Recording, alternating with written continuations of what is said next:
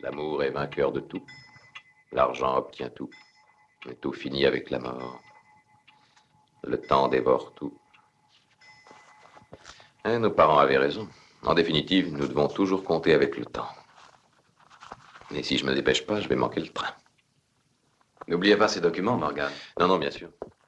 Un notaire sans documents, c'est comme un médecin sans sa trousse. Et nous aussi, mon cher Albert, nous devons toujours accourir aussitôt qu'on nous appelle.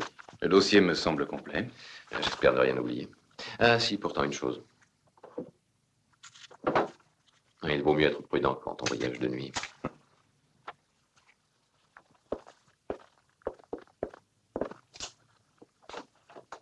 Ah, monsieur, c'est le courrier. Le voulez-vous? Donnez-le à Albert, je n'ai plus le temps. Mettez-le sur le bureau, Joséphine. Bon, je serai de retour demain soir, alors s'il se présente une nouvelle affaire, je vous prie de bien vouloir vous en occuper. Comptez sur moi. Faites bon voyage, Morgan. Bonne nuit, Albert. Bonne nuit, Voilà. Joséphine. Bonne nuit, monsieur.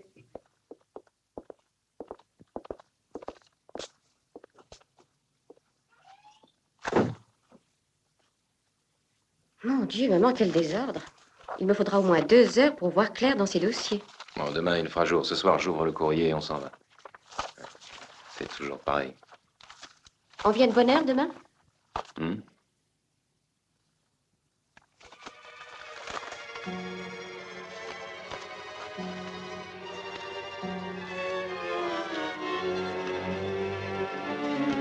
Quelque chose ne va pas, monsieur Albert?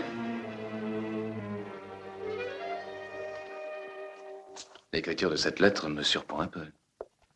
Je n'arrive pas bien à la déchiffrer. Au notaire Joseph Morgan, au bon soin de la poste. On dirait une écriture très ancienne. Il y a un siècle qu'on n'écrit plus de cette façon. Cher maître Morgan, étant décidé à mettre de l'ordre dans mes affaires et à prendre d'urgence mes dispositions testamentaires, il est nécessaire que vous veniez le plus rapidement possible à ma villa de Begrovitz. Je suis sûr que vous viendrez immédiatement me voir, aussi bien dans l'intérêt de la vérité que dans celui de la justice. En foi de Géronimus Hauf. Maître Morgan ne rentrera pas avant demain. Vous allez y aller, monsieur Albert? Naturellement. Je ne peux pas faire attendre quelqu'un qui veut faire son testament. Alors prenez garde, monsieur Albert. Begrovitz a mauvaise réputation, croyez-moi. C'est un pays maudit. Oh, je ferai attention. Au revoir.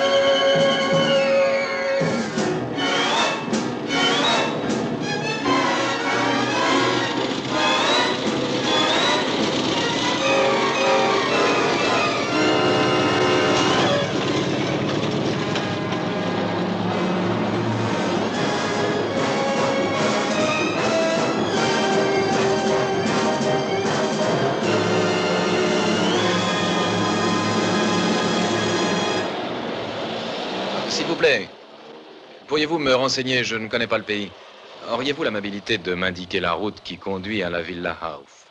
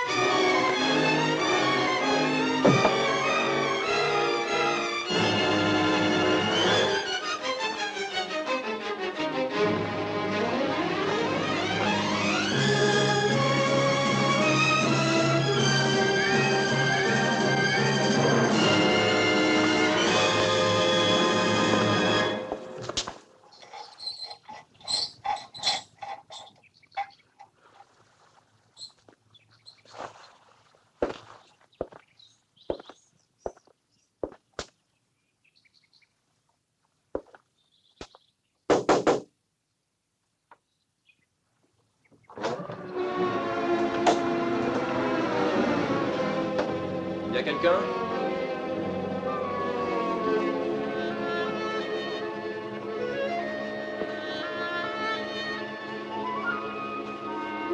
Il y a quelqu'un?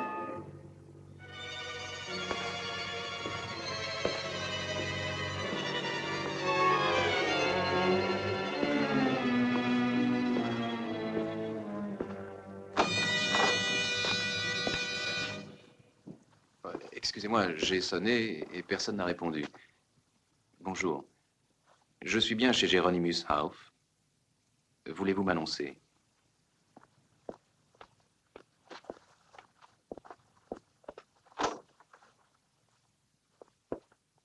Bonjour. Qui êtes-vous? Mademoiselle, je suis le notaire Albert Kovacs de Razeni. Enchantée. Seriez-vous la fille du docteur Hauff?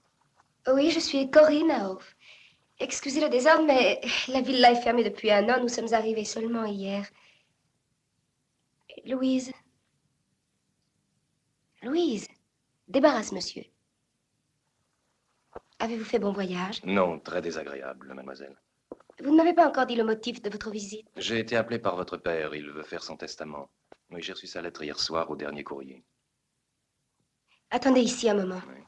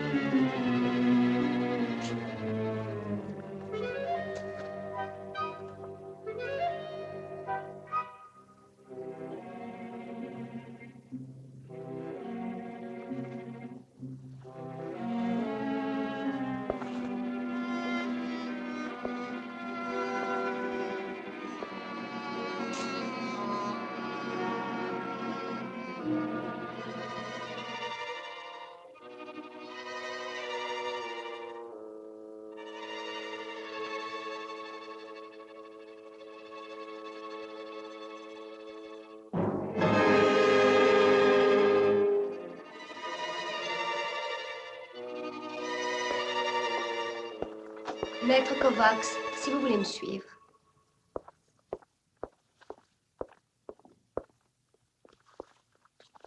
Il ne m'a pas été facile de trouver cet endroit.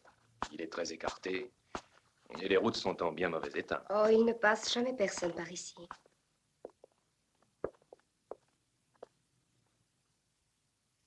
Venez. Entrez. Corinne m'a dit que vous veniez voir mon mari. Oui, en effet, il m'a fait demander pour l'aider à rédiger son testament. Il paraît que vous avez une lettre de lui. Certes, la voici.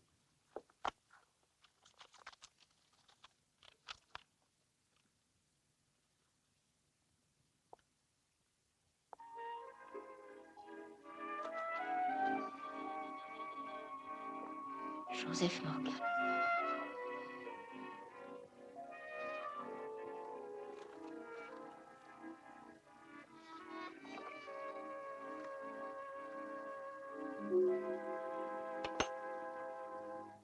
Vous êtes le notaire Joseph Morgan? Non, madame, je suis son associé. Maître Morgan était absent du bureau lorsque cette lettre est arrivée. J'espère que votre mari est ici. Voyons, cher maître Morgan, étant décidé à mettre de l'ordre dans mes affaires et à prendre des dispositions, en foi de quoi, Géronimus Hauff. Aucun doute, c'est bien son écriture.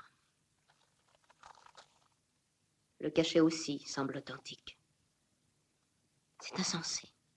Votre mari ne vous avait donc pas prévenu?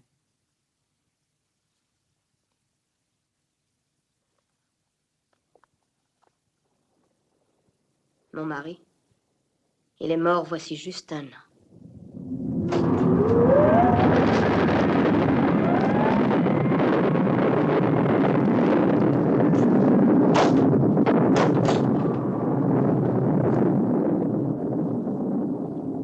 C'est bien étrange, cette histoire. En tout cas, mon cher maître, j'espère que vous nous ferez l'honneur d'accepter notre hospitalité. Il serait imprudent d'ailleurs d'aller affronter une tempête aussi violente. Merci. Cette lettre ne peut être qu'une plaisanterie de mauvais goût. Mais pourquoi est-ce à Maître Morgan qu'on a écrit? À votre avis, qui peut avoir fait cela? Je ne sais pas. Géronimus était le seul médecin du pays, donc tout le monde le connaissait. En admettant que ce soit une farce, je ne vois pas où ça peut conduire. Ça me laisse perplexe. Il y a sûrement une explication. L'écriture et le cachet sont ceux de mon père. Corinne, tu dis des sottises. Les morts n'écrivent pas, voyons.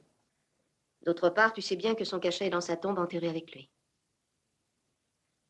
Oui, il le portait constamment à son doigt. Je pense qu'une personne a très bien pu, si ce cachet l'intéressait vraiment, en faire une copie exacte. Évidemment, ce serait une personne qui connaissait très bien mon mari. Ça ne vous dérange pas? Non, non, je vous en prie. Merci. Pourtant, je suis certaine de ne pas me tromper. Corinne, essaie de te raisonner. Je suis de l'avis de votre mère. Belle-mère, monsieur Kovacs. Géronimus m'avait épousé en seconde noce. Je sers le café, madame. Oui, oui.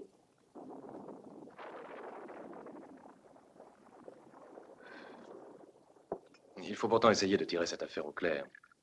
Je regrette beaucoup, mais mon devoir est d'avertir Morgan et également d'expliquer tous ces faits au maire. Je me rends compte que je vous gâche vos vacances, mais je ne peux pas faire autrement. Ce ne sont pas des vacances. Non, nous ne sommes venus que pour le transfert des cendres de mon père dans le caveau familial. Dans 2 jours, ce sera l'anniversaire de sa mort. C'était son désir. Il voulait à tout prix être dans la terre pendant 1 an. Il vivait dans un monde qui lui était propre, mon mari. S'il vous plaît, je peux rentrer chez moi. Il est très tard. Bien sûr, Louise. À demain. Merci. Bonne nuit. Malgré la pluie, elle ne restera pas ici cette nuit. Les villageois ont très peur de cette vieille maison. Dans le pays, ils font courir sur elle d'étranges légendes.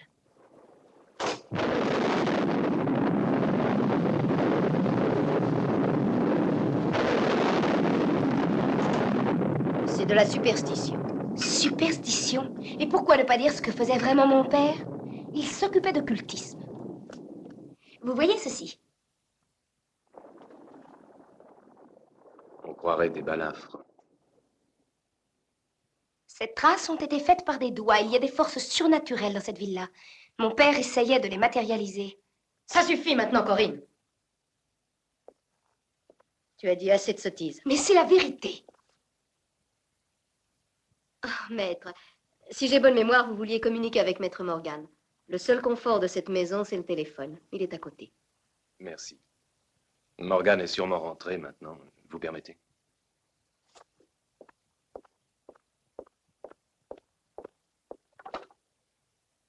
Allô, quel numéro demandez-vous? Mademoiselle, voulez-vous me donner l'étude de Maître Morgan Arazeni, Merpes 27-2-8? Oui, c'est ça, Merpes 27-2-8. Je vous en prie, ne coupez pas.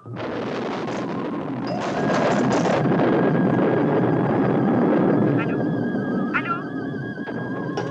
Allô? Allô, mademoiselle? Voyons, il y a quelqu'un d'autre sur la ligne. Je suis désolée, monsieur, la ligne pour Razeni a été coupée.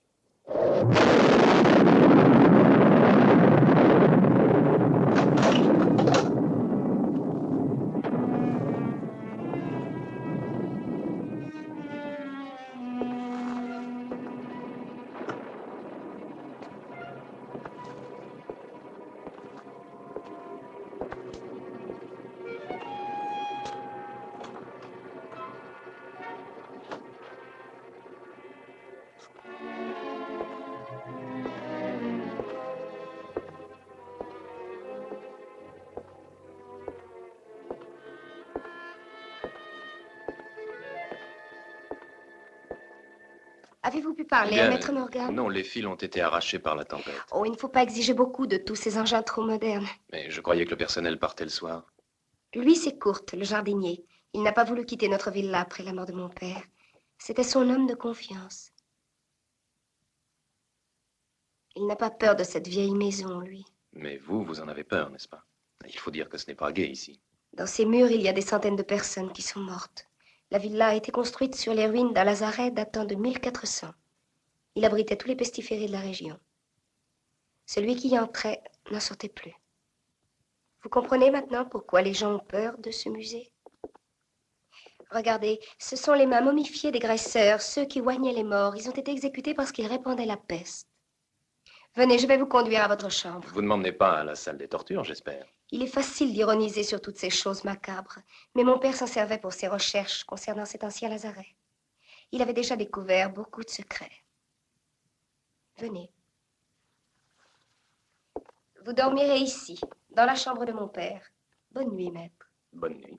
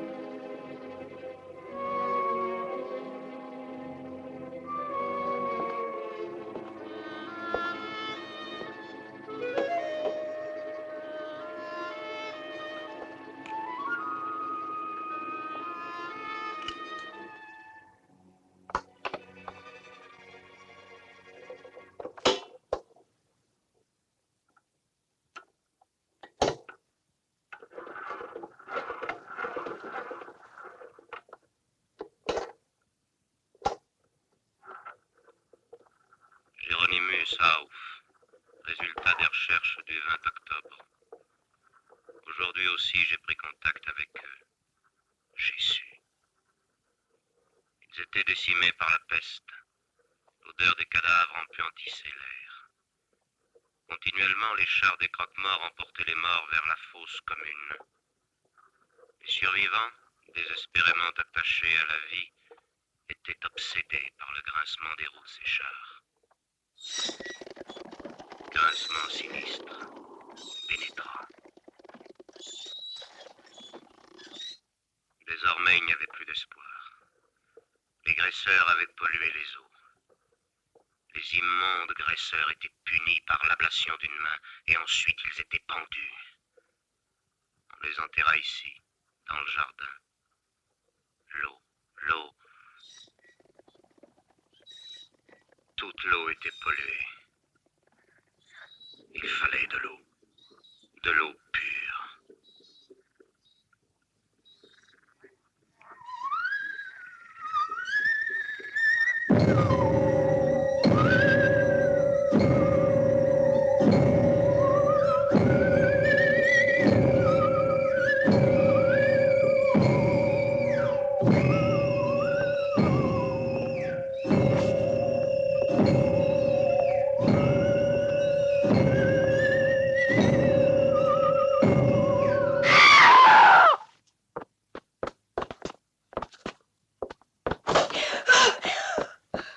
Mais qu'avez-vous, Corinne? Oh, je l'ai vu.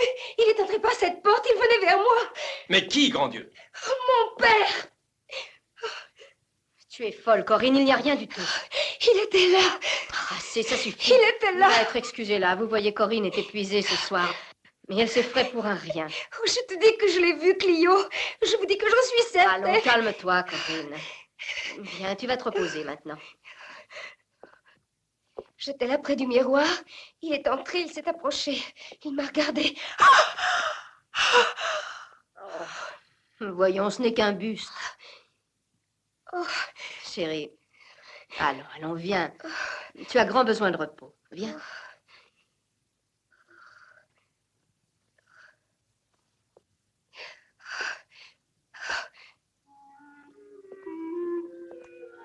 Pauvre enfant. Elle a beaucoup trop d'imagination. Mais hélas, les morts ne reviennent pas.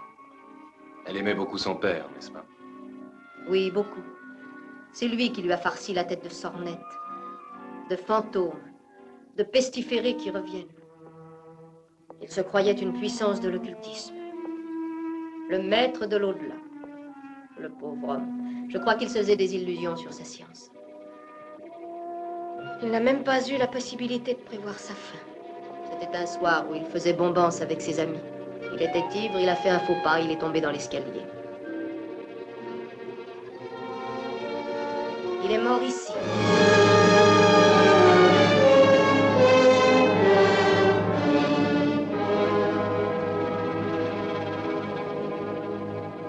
Je les ai invoqués. Ils sont ici parmi nous. Je les ai invoqués. Ils sont ici parmi nous. Je les ai invoqués. Ils sont ici.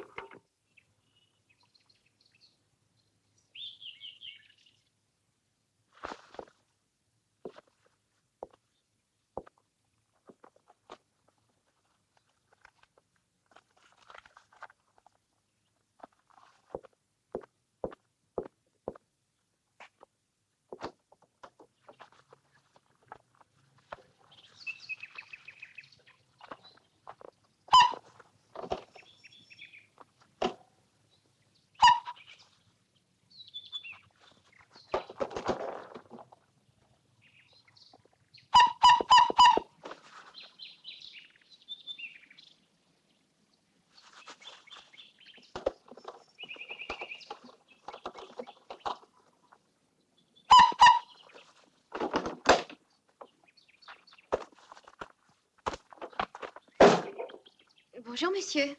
Bonjour. C'est une vraie automobile, Ah, monsieur? bien sûr. Eh bien, et comment elle marche? Je vais vous faire voir.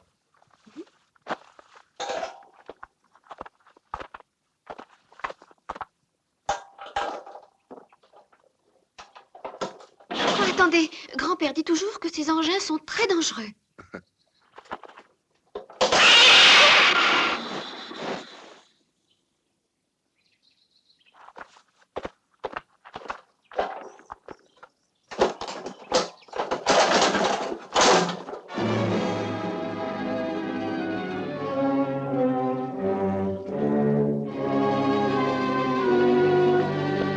Sapristi.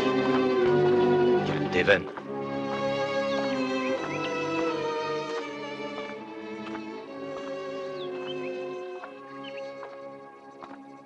Y a-t-il un moyen d'aller à la ville? J'ai dit, y a-t-il un moyen d'aller à la ville? Répondez au moins quand on vous parle. Inutile. Kurt ne parle presque jamais. Que vous est-il arrivé? Un hibou est venu se nicher dans le moteur. Pauvre bête.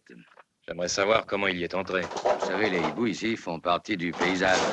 Ils entrent partout comme chez eux. En tout cas, je ne peux plus démarrer. Y a-t-il quelqu'un capable de la réparer? Ah, ici, personne n'est susceptible de réparer cette espèce d'engin, mais essayez de voir le forgeron. Je me présente, Nemec. Albert Kovacs. Je suis le médecin communal de Begrovitz. Je me suis arrêté parce que j'ai vu qu'on avait ouvert la villa. Vous songez à vous installer ici? Non, je n'appartiens pas à la famille. Je ne suis ici que pour affaires. Eh bien, si je puis vous être utile. J'avais projeté de me rendre à la ville. Ah, ça ne sera peut-être pas facile. Mais si vous vous contentez d'un seul cheval, Je vous remercie, vous êtes très aimable. ne vous inquiétez pas pour votre voiture. On trouvera bien une solution. Qu'est-ce que c'est? Ceci? Ce sont des tombes anciennes. C'est là qu'on enterrait les graisseurs pendant l'épidémie de peste de 1400. On les a enterrés en terre non consacrée en signe de haine parce qu'ils répandaient l'infection en polluant les eaux. Mais ce sont de vieilles superstitions. On raconte que de cette manière, leurs âmes sont condamnées à errer pour l'éternité. En ce qui me concerne, je n'en ai jamais rencontré. Si je ne suis pas indiscret, qu'êtes-vous venu faire dans ce pays perdu? Mademoiselle? Bonjour, maître Kovacs, si vous allez en ville, est-ce que je peux vous accompagner? Bien sûr. J'ai des achats à faire.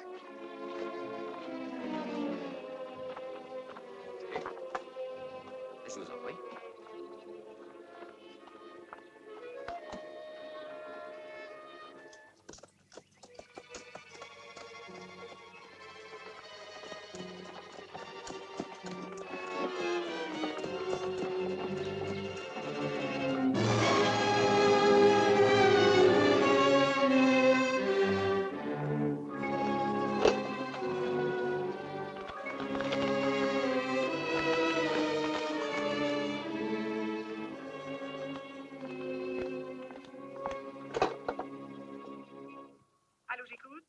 Allô?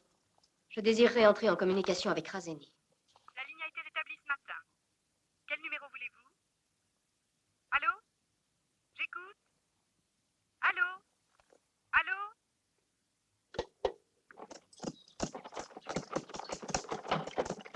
Oh. Je vous prie de m'excuser. Une visite de 5 minutes. Ben, ne restez pas là. Allez vous promener autour du lac. C'est moi, Stinel. Merci. Je vous en prie.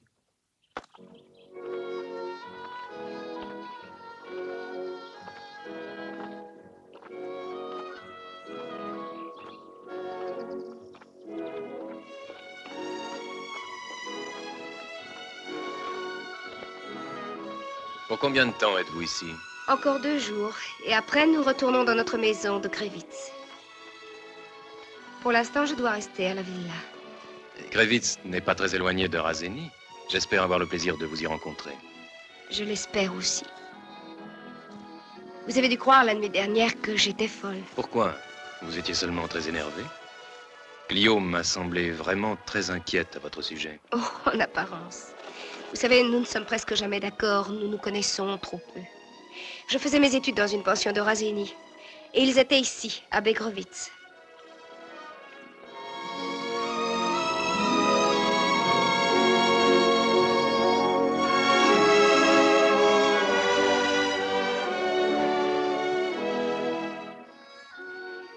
Nous venions toujours ici pendant les vacances. Mon père m'aimait beaucoup. Il était plein d'attention pour moi. Il était très différent de ce que tout le monde s'est imaginé. Vous voyez ça? Qu'est-ce que c'est? C'est un cadran solaire qui indique la meilleure heure pour la pêche. Quand l'ombre touchait ce piquet, mon père allait sur le lac avec sa barque. Il avait beaucoup de fantaisie, votre père. J'ai trop entendu employer ce mot. Oh, Corinne, je n'avais pas l'idée de vous offenser. Mais hier soir, j'ai écouté ce qu'il avait enregistré sur son gramophone. Il parlait sans arrêt de la peste, des immondes graisseurs, des chats. Je l'ai écouté aussi. Je crois au pouvoir surnaturel de mon père. Est-ce que vous pensez que cette lettre était un faux? Je ne sais pas. Je sais que cette nuit, c'était lui. Je crois qu'il voulait me dire quelque chose. C'est lui! C'est lui, le voilà! C'est lui! Corinne! Corinne! Corinne! C'est lui!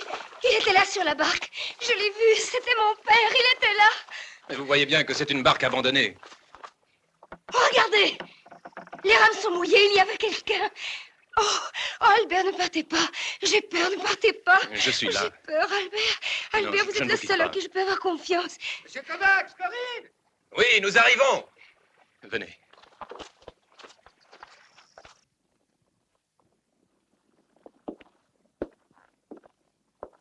Voilà, t'es presque sec. Rhabillez-vous. Ensuite, je vous prescrirai un remède miraculeux contre les bains forcés. C'est une production locale. Fabrication garantie. C'est dans ce placard, si je ne me trompe. Ah, voilà qui va lui faire du bien. Oh, 1897. Un nectar du siècle dernier. Tu étais connaisseur en bon vin, hein, Stinel? Ça vous met du feu dans les veines. Stinel? Non? Albert? Merci pour tout, monsieur. Corinne? Tenez, Corinne, ça vous fera passer le goût de l'eau du lac.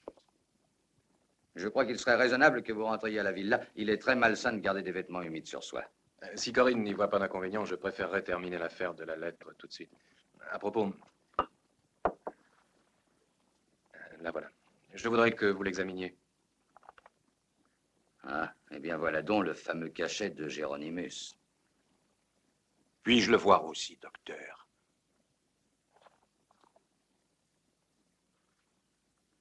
Il me semble que j'ai encore là une de ces vieilles lettres.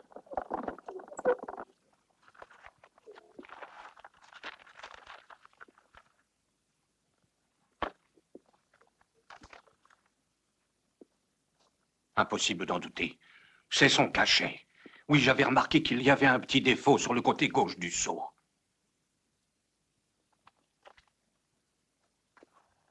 C'est vrai. Je ne sais plus du tout ce que je dois penser. De toute façon, je vais la montrer au maire. Quittez la villa, mademoiselle Corinne. C'est un lieu de malédiction. Croyez-moi, sauvez-vous si vous le pouvez encore. Pour votre tranquillité, partez d'ici. Demain, il y aura juste un an. Votre père est mort. Allez-vous-en d'ici. Bien sûr, Stinel. C'était un bon ami de votre père, et sa mort l'a beaucoup affecté. On s'en va. Et pense surtout à prendre tes pilules, Stinel. Tu as bien compris? Merci encore. Je reviendrai demain matin.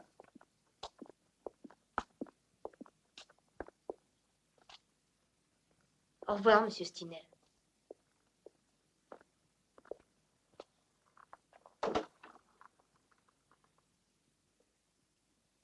Non, pas au revoir. Adieu. Je sais que je ne vous reverrai plus.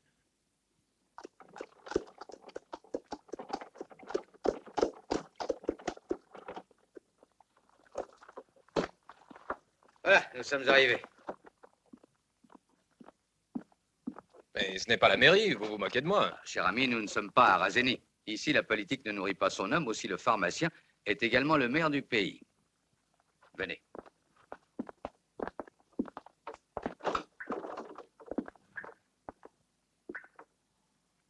Beryl.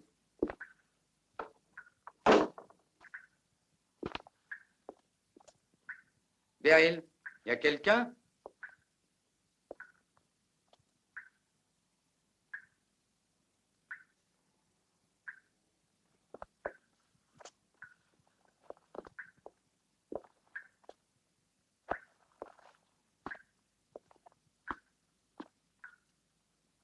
Beryl.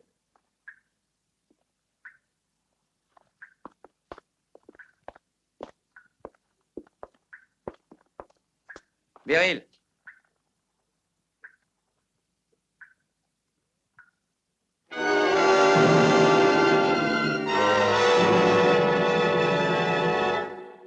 À tout à l'heure, mademoiselle.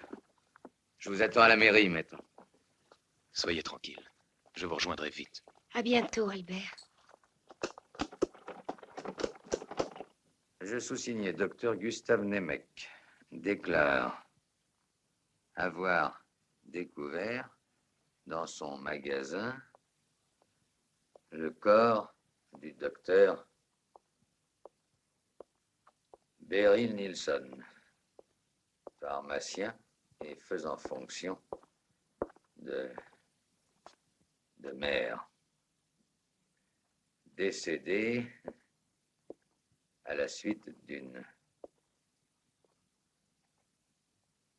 paralysie cardiaque. Je suppose que la police va faire une enquête. Pourquoi faire? Le certificat de décès est plus que suffisant. Mais en cas de mort violente ou accidentelle, il est normal d'avertir la police. La paralysie cardiaque est une mort subite, mais non violente. S'il vous plaît, donnez-moi les formules D et H.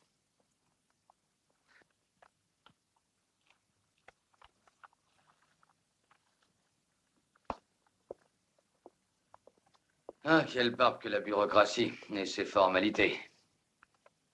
Mais comment? Elles sont rédigées? Depuis ce matin. Si je les ai remplies, c'est pour vous faire gagner un peu de temps. Ce matin? Mais qui vous a dit que le maire était mort? J'ai entendu le char des croque-morts qui passait. Oui, cette nuit. Et tout le pays s'en est rendu compte comme moi. Et lorsqu'ils sont passés, on n'ignore pas que la mort frappe d'une manière implacable. Ils sont passés déjà 3 fois depuis un an. Mais comment pouviez-vous savoir que celui qui devait mourir était le maire? Comment je le sais, monsieur? Oui. C'est simple. Il était un des témoins de la mort de Géronimus Hauff. Et ils mourront tous, je le sais. C'était un ami de ton père. Il venait très souvent à la villa. Géronimus me remplissait la maison de paysans ridicules et contrefaits. Sincèrement, Clio, je trouve que tu es difficile. Est-ce que tu t'imagines que tous ces gens ne nous valent pas? J'étais habituée à d'autres fréquentations avant de me marier. J'étais reçue dans les meilleures familles de Krevitz. Je croyais que mon père t'avait ramassé sur les planches d'un théâtre ambulant. Mais j'avais de l'avenir, Corinne. Tu crois que le docteur Aouf était un être exceptionnel? Un grand médecin? Ou un grand savant? Il m'a amené dans cette ville, dans cette maison que je déteste, dans ce lazaret qui était une tanière de brigands.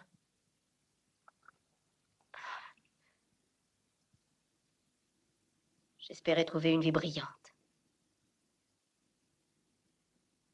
Mes amies m'avaient enviée à l'époque. D'après elles, j'avais épousé un grand savant, un espoir de la science. Mais ce n'était qu'un visionnaire obligé de s'enterrer, ici, dans cette caverne, comme médecin de campagne, à cause de ses manies et de son spiritisme. Oh, je le haïssais. Je haïssais tous ses amis aussi. Et je les hais toujours autant. Tu es bien restée la petite comédienne que tu as toujours été.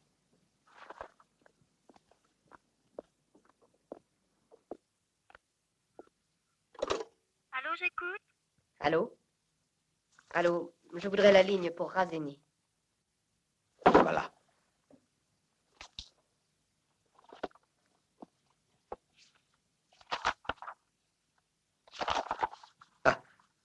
Ceci est l'acte de décès de Géronimus Aouf. Il a été contresigné par 5 personnes qui ont été témoins de sa mort. Vous allez comprendre ce que je disais tout à l'heure.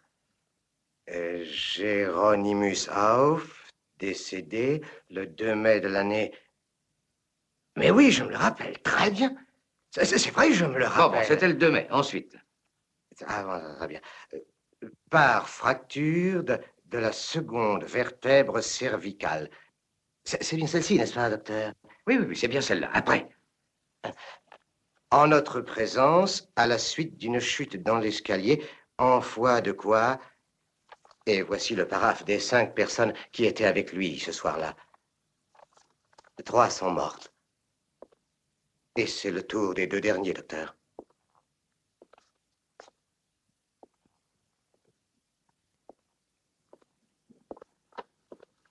Marc Richter.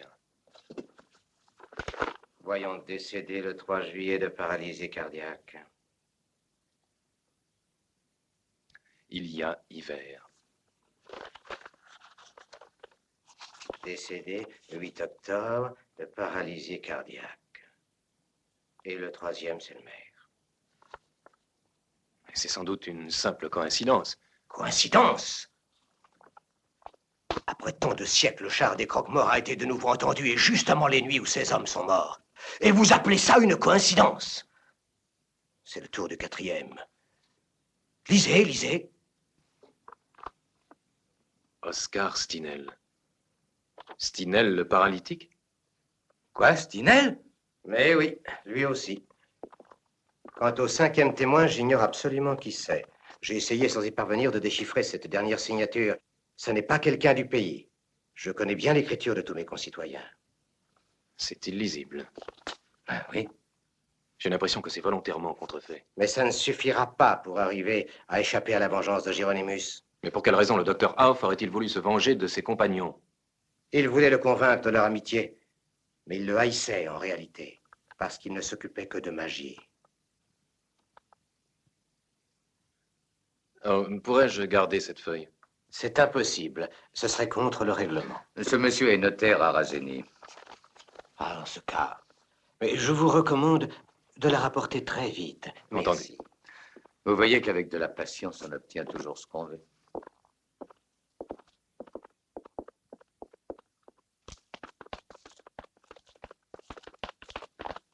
Bonjour, Comment docteur. va la sciatique? Ça va? Allons, vous semblez tourmenté par la mort du maire. Et si j'en crois les dires de l'employé de mairie, Stinel serait en danger de mort. Il est plus qu'en danger. Vous l'avez vu, pratiquement, c'est un homme fini. Il semble avoir peur quand il entend le nom de Géronimus. Maître, tout le monde en ville avait peur de Géronimus. Mettez-vous à la place de ces pauvres gens. Un étranger venu de la ville et qui passait son temps à invoquer les morts.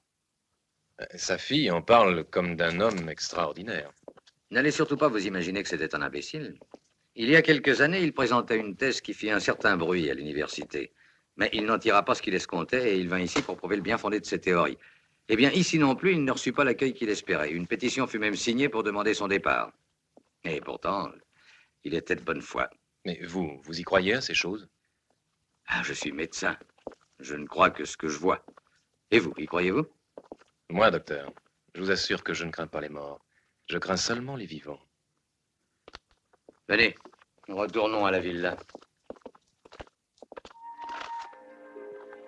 Des 5 témoins, 2 seulement sont encore en vie.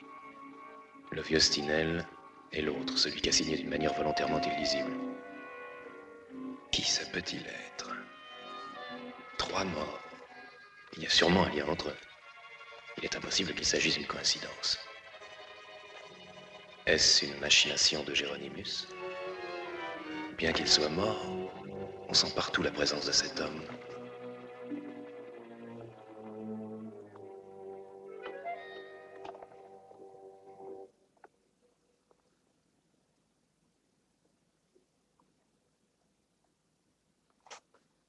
Écoute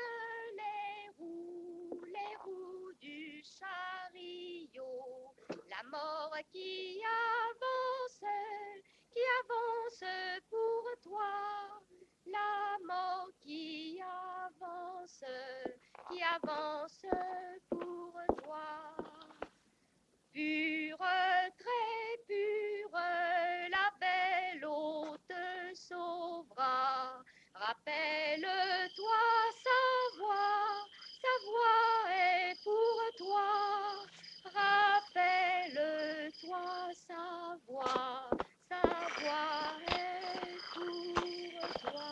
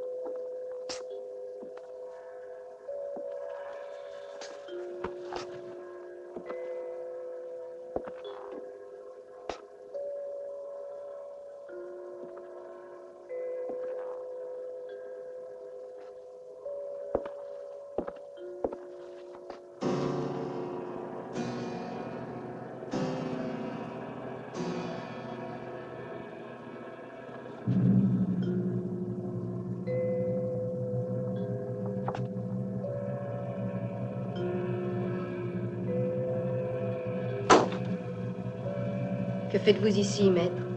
J'ai entendu du bruit, j'ai cru qu'il y avait quelqu'un. Tenez, regardez ça. Curieux. Ce matin, il était plein. Vous possédez une très jolie collection de pendules.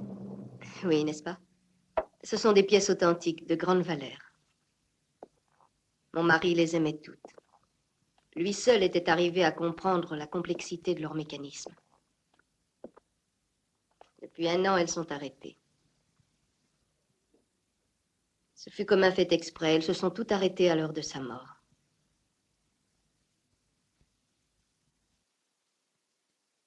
Quelle belle estampe. Que représente-t-elle? C'est un portrait datant de l'an de grâce 1400. C'est Géronimus qui l'a serti dans le cadran. Elle s'appelait Purifia. Il paraît que cette jeune fille apportait de l'eau non polluée au lazaret pendant l'épidémie de peste. Elle fut surprise par les graisseurs qui la tuèrent.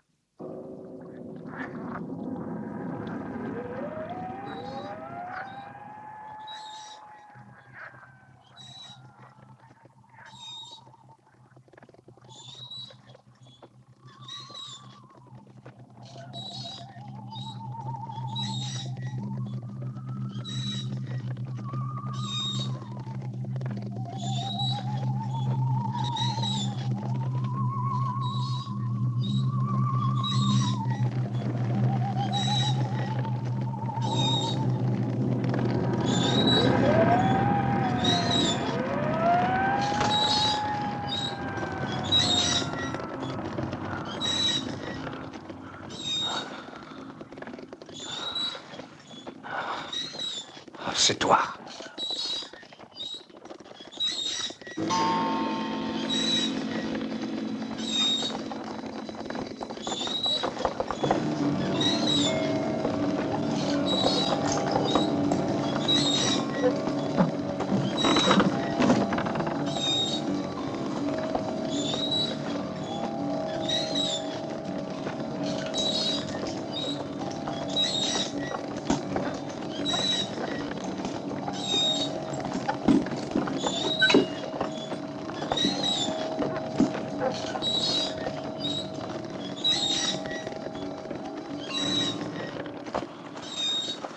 Tu es ici.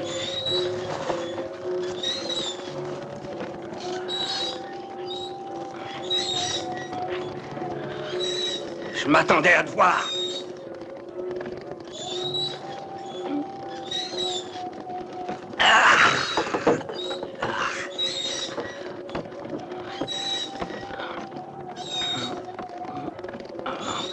Je n'ai pas peur. J'attendais ta venue.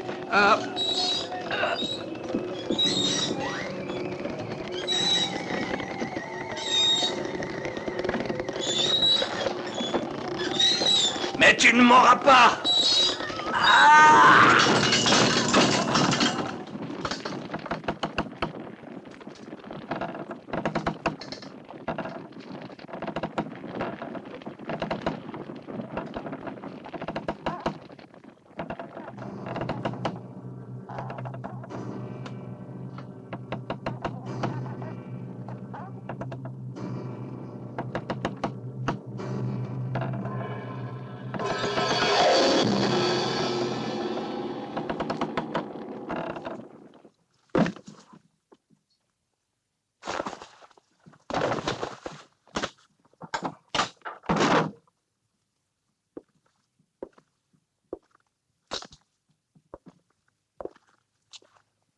Pauvre homme. Il a fini de souffrir.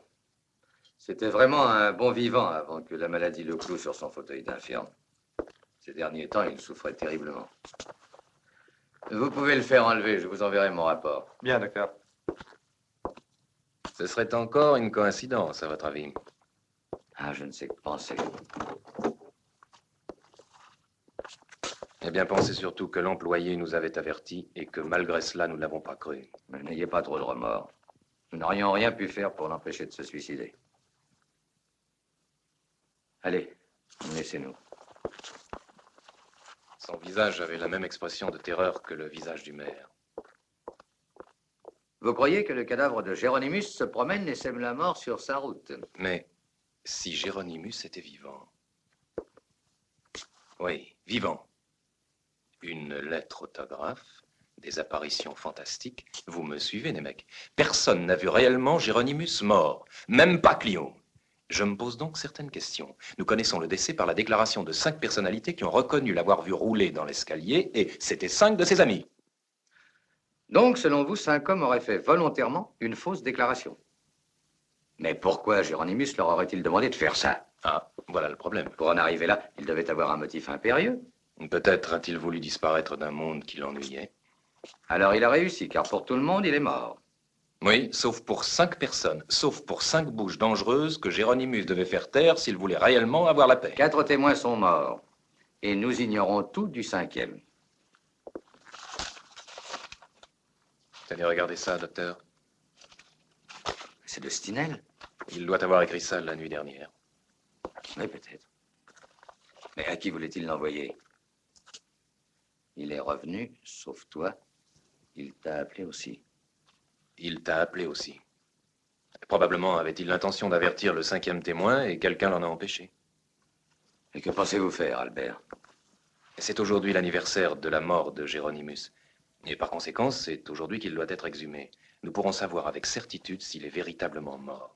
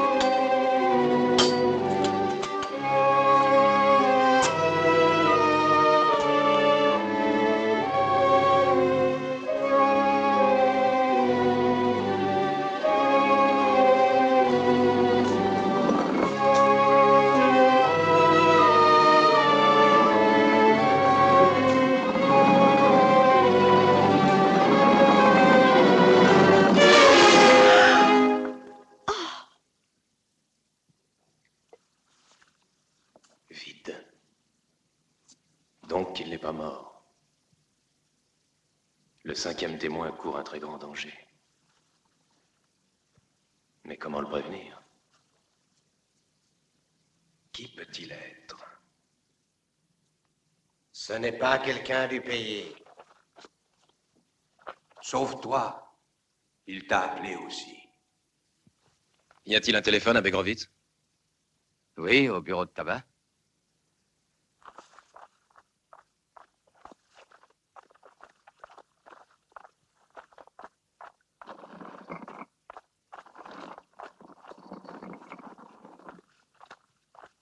C'est ça, oui, c'est ça.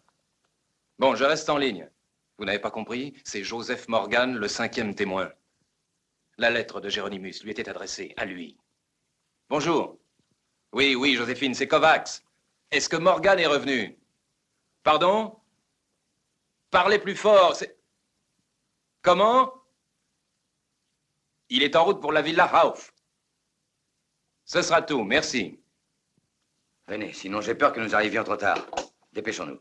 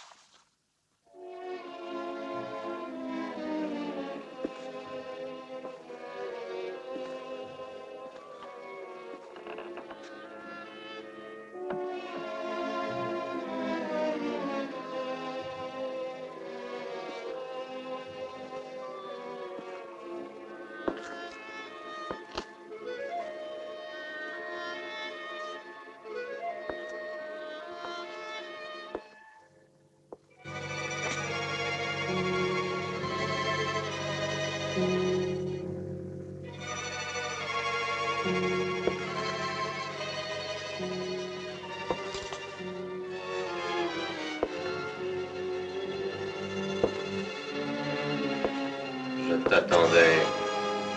Je savais que tu viendrais. Toi? Géronimus. Non, c'est pas possible.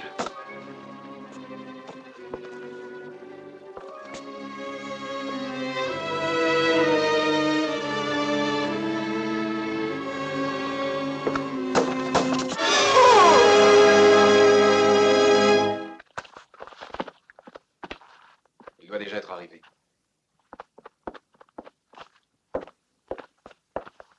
Regardez, docteur.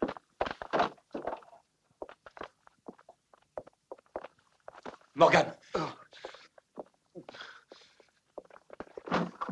Oh. Oh. Le cadavre de... de Jérôme Saouf était là. Je l'ai eu là, dans le fauteuil.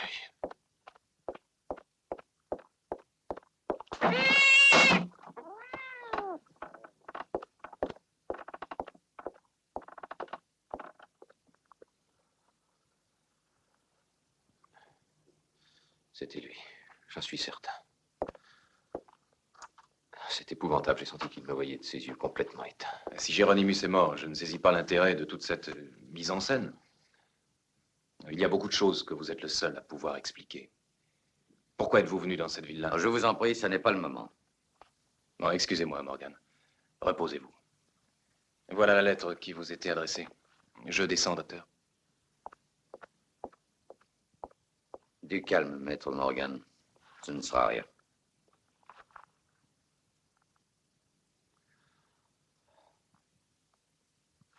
Non, je ne sais rien. J'étais enfermée dans ma cuisine.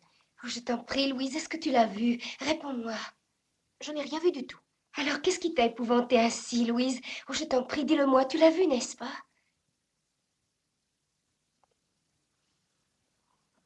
Je ne sais pas comment vous expliquer ça, moi. Tout à coup, la maison a été pleine de froid. Et puis, d'un seul coup, toutes les portes et les fenêtres ont grincé. Ensuite, il y a eu une sorte de bruit étrange. J'ai pris peur quand j'ai entendu tout ça et je me suis calfeutrée dans ma cuisine. Alors, à cet instant, j'ai entendu la voix de... La voix de qui? La voix du docteur Jéronimus Saouf. Je veux m'en aller. Je ne veux pas rester dans cette maison. Mon père ici? Et où l'as-tu entendu? Que disait-il, Louise? Je crois que Kurt doit le savoir. Il se trouvait à la villa. Où était Kurt? Eh bien, je n'en sais rien. Je vous l'ai dit, mademoiselle. J'étais enfermée dans la cuisine. Je peux m'en aller? Bonne nuit.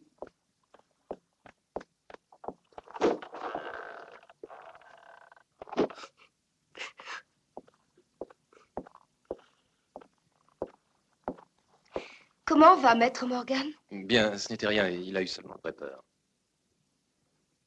Je vous ai causé beaucoup d'ennuis, Albert. J'ai eu tort, je le sais bien. Je n'aurais pas dû vous demander de rester ici, c'est ma faute. Croyez que j'en suis très heureux. Corinne, ça m'a permis d'être avec vous plus longtemps.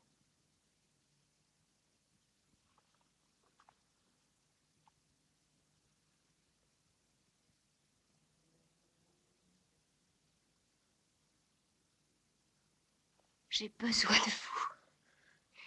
Albert, j'ai peur. Mais que peut-il vouloir de nous, mon père?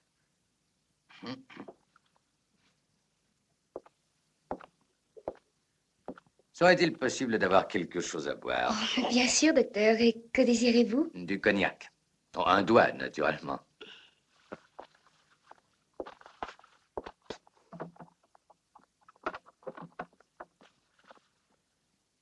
Et Morgan? Il se repose là-haut. Croyez-vous ce qu'il nous a raconté? Morgan est un être positif. Je suis certain qu'il n'a pas eu de vision. Donc le cadavre est sûrement encore dans la maison. Il est absolument nécessaire de retrouver Kurt. Nul ne sait ce qu'il a pu devenir. Ah. Voilà, docteur. Merci.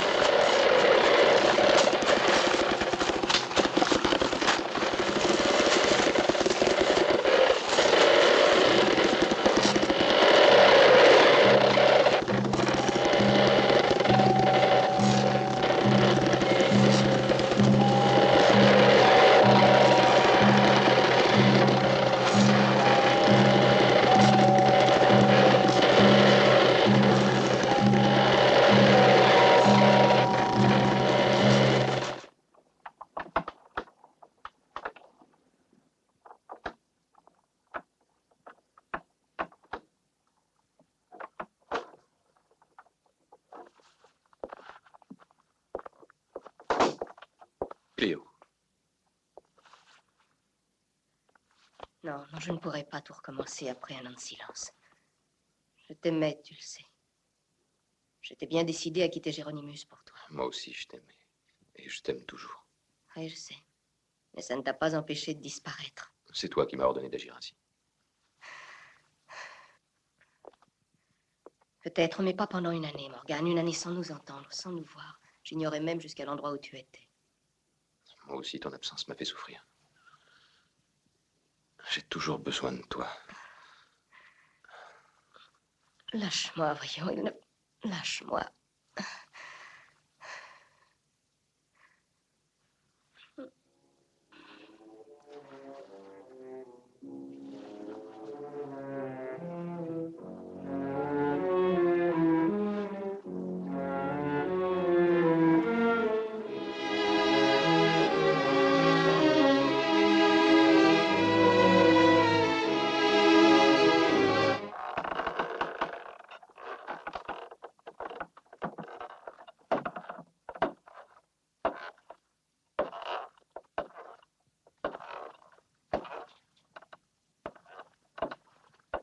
Kurt n'est pas ici non plus.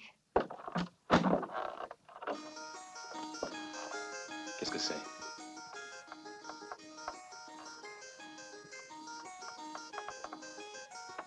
C'est ma vieille poupée, ma poupée à carillon. Il me semble que j'ai déjà entendu ce motif. C'est une vieille chanson que mon père m'avait apprise. Pure, très pure, la belle eau te sauvera. Rappelle-toi sa voix est pour toi. L'eau te sauvera. On dirait un avertissement. Sa voix est pour toi. Il est nécessaire que vous veniez le plus rapidement possible à ma villa de Begrovitch. Je suis sûr que vous viendrez immédiatement, aussi bien dans l'intérêt de la vérité que dans celui de la justice. En foi de quoi, Géronimus Auf. Ah, tu n'as donc pas compris que c'était un piège, non? Nous sommes en danger. Je t'en prie, Joseph, quittons la villa. Nous recommencerons tout. Et cette lettre? Il y a bien quelqu'un qui l'a écrite. Quelqu'un qui sait beaucoup trop de choses. Tu ne crois pas au pouvoir de Géronimus? Pas du tout. Je crois connaître celui qui a manigancé ça. Qu'est-ce que tu vas faire? Rien. Me défendre seulement. Il y avait un autre témoin cette nuit-là. Un homme que j'avais oublié jusqu'à ce soir. Kurt, le jardinier. Kurt?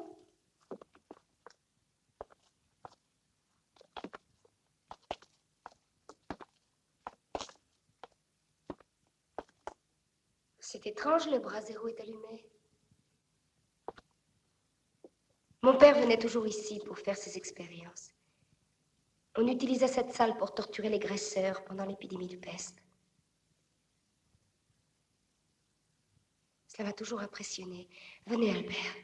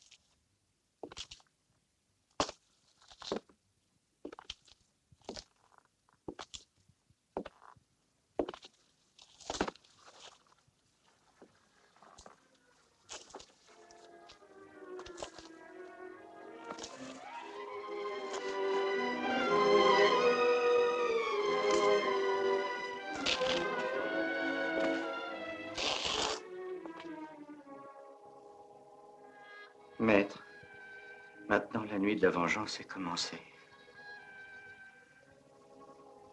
Ainsi que tu le désirais, j'ai momifié ton corps, maître.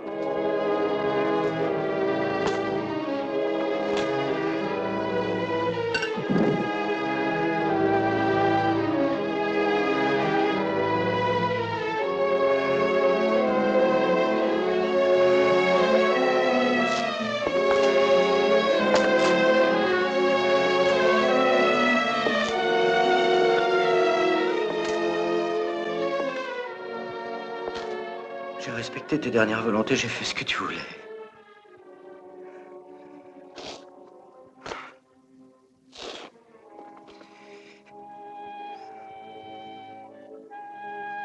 Bientôt, il y aura une année entière que tu es mort.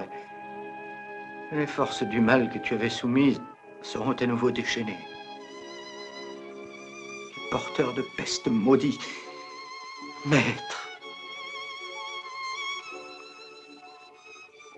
Il n'y aura de pitié pour personne, tu verras. Ils paieront tous. Innocents et coupables.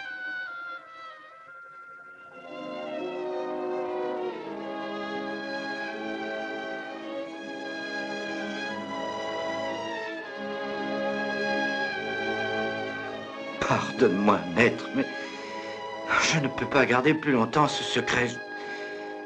Crois-moi, ta fille Corinne doit savoir ce qui va se passer.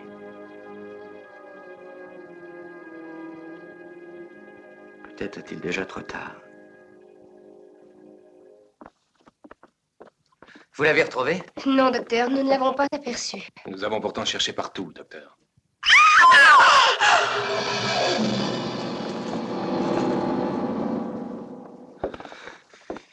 Tout est fini pour vous. Non, n'approchez pas, c'est contagieux. On dirait la peste. Une étrange forme de peste.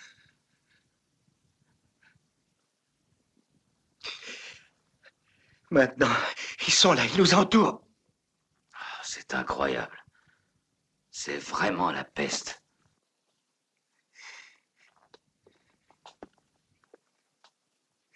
Et commencer la nuit de la vengeance. Il n'y a plus d'espoir.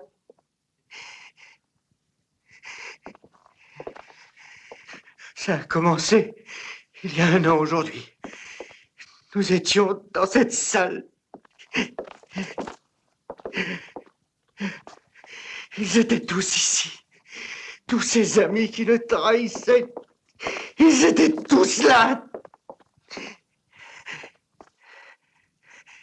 Oui, à cette place.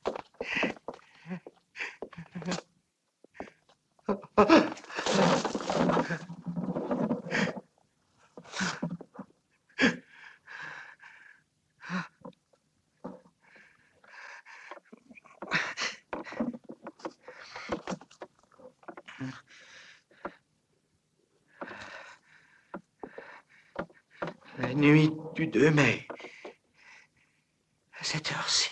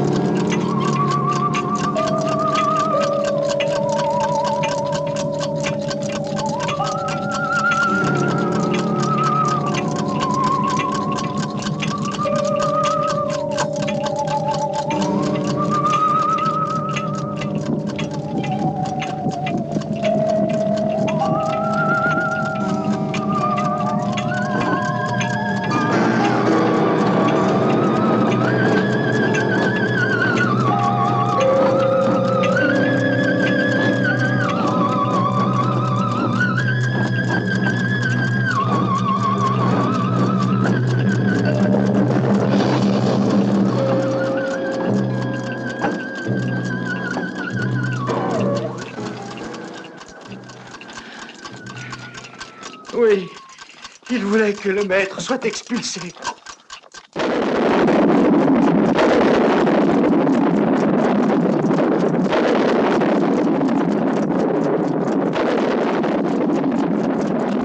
Mais la voix de Géronimus a résonné implacable.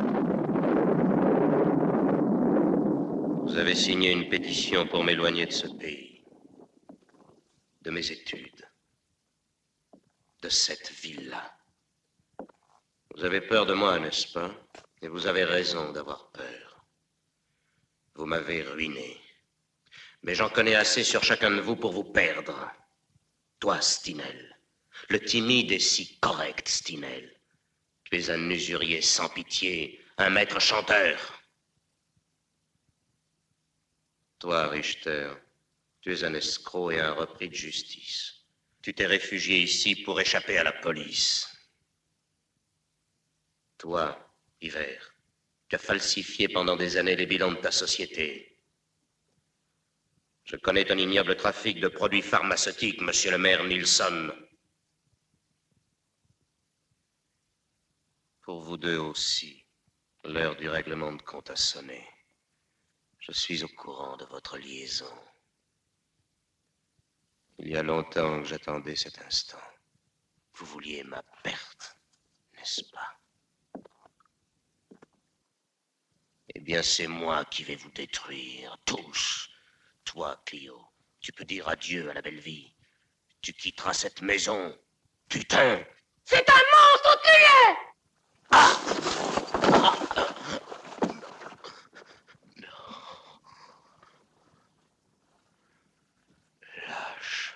Lâche, vous ne m'échapperez pas. Ma vengeance vous atteindra où que vous soyez. Lâche, je vous maudis.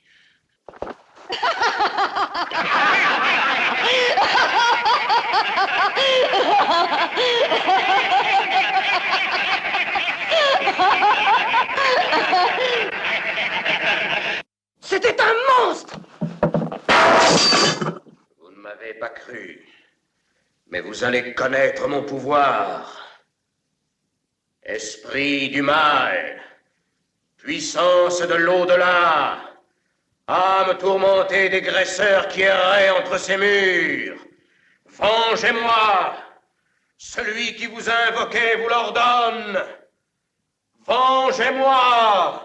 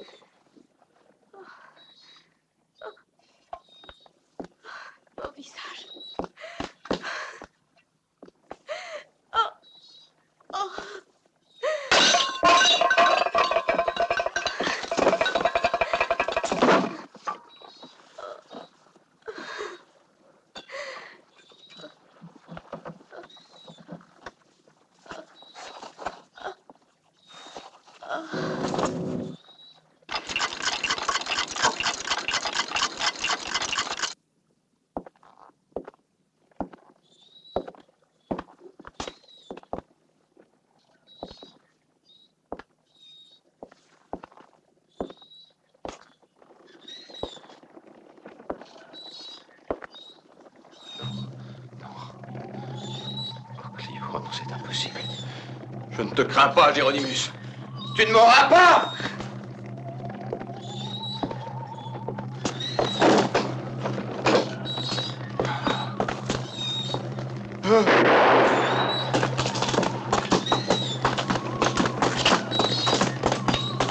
Oh, oh non. Non! Non! Non! Non! Non!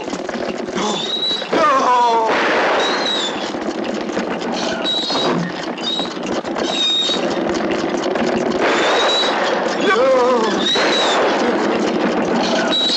Non!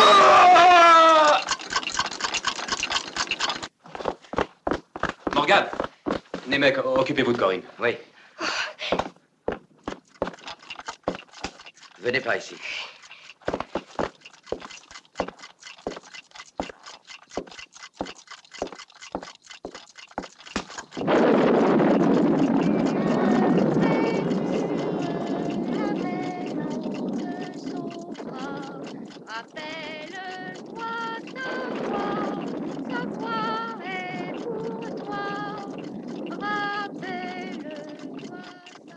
L'eau pure.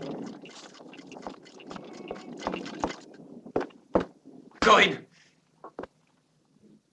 Corinne! Louise!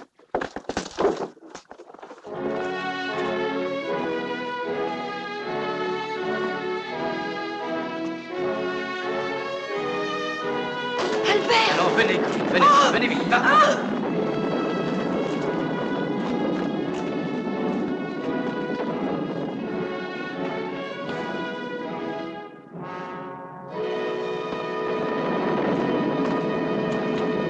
Albert, vous voilà! Venez. Par ici, docteur. Oh, regardez! Oh, c'est incroyable, les tombes des graisseurs sont ouvertes. Oh, j'ai l'impression de devenir fou. La fontaine! Regardez, elle se vide! C'est parce qu'ils ont peur de l'eau. C'est ce que voulait dire la chanson. Maintenant, la pluie est notre seul espoir. Attendez! Emmenez Corinne, ne vous occupez pas de moi. Qu'allez-vous faire, Albert? Emmenez-la, voyons! Oh, Albert! Albert!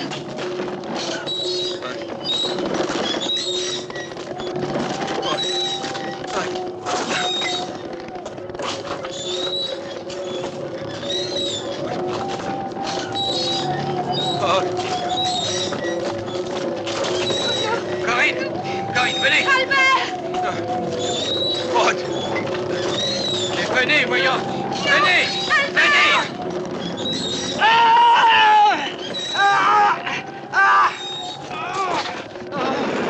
Docteur Nemec! Ne me touchez pas! Docteur! Non, non, allez-vous-en!